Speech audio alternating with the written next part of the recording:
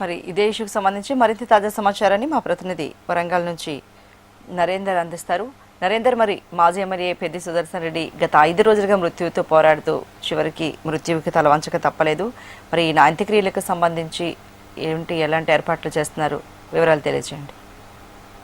అర్చన, ఉద్యమ ధీరుడు, ఒక ఉద్యమ కిరటం నేల కొరిగింది అన్న వార్త వినగానే 2001 నుండి ఆయన వెంట నడిచిన ఉద్యమకారులు, తెలంగాణ బాధులు, వరంగల్ వాసులంతా కూడా తీవ్ర దిగ్భ్రాంతిని వ్యక్తం చేస్తున్నారు.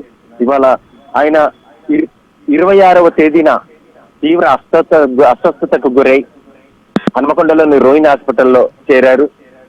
మంచి మెరుగైన చికిత్స కోసం యశోద హాస్పిటల్ కి తరలించిన ఆయన మృత్యుతో పోరాడి ఇవాళ 12:51 ఆయన తుదిశ్వాస విడిచాడు.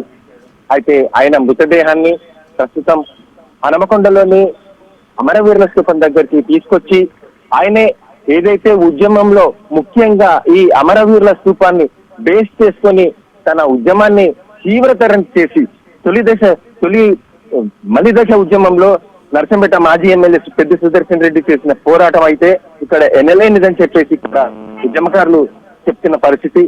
ఇక్కడికి తీసుకొచ్చి ఆయనకు నివాళులు అర్పించిన అనంతరం నర్సంపేటకు తీసుకెళ్లే ఆలోచనలో ఉన్నారైతే ఈయనతో ప్రస్తుతం ఎర్రబెల్లి దయాకర్ రావు, మాజీ మంత్రి ఎర్రబెల్లి దయాకర్ రావు, మాజీ మంత్రి సత్యవతి రాథోడ్, ఎమ్మెల్సీ రవీందర్ వీరు తోడుగా వస్తున్నారు అని చెప్పేసి చెప్తా ఉన్న పరిస్థితి. మొత్తానికి అయితే ఆయనని తొలుగా ఇక్కడికి తీసుకొచ్చిన అనంతరం ఇక్కడ నివాళులు అర్పించిన తర్వాత ఆయనని తన స్వస్థలమైన నర్సంపేటకు తీసుకెళ్లి అంత్యక్రియల ఏర్పాట్లు కానీ ఎవరైతే ఆయన చివరి చూపు కోసం వచ్చే అభిమానుల కోసం, ఉద్యమకారుల కోసం, ఆయన ఒక మాజీ ఎమ్మెల్యేగా ఉన్న స్థానిక ప్రజల కోసం అక్కడ కొన్ని గంటలు ఉంచే ప్రణాళికైతే ఈ బీఆర్ఎస్ పార్టీ నాయకులు చేశారు.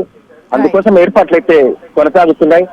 ప్రస్తుతం అతను మన అమరవీరుల స్థూపం దగ్గరికి చేరుకోలేదు. ఇంకొక 10 నిమిషాలు 20 నిమిషాల్లో చేరుకుంటారని చెప్పేసి ఉద్యమకారులంతా కూడా ఇక్కడికి వచ్చి వేచి చూస్తున్న పరిస్థితి అయితే ఉంది. Archana. Right Narender, thank you so much.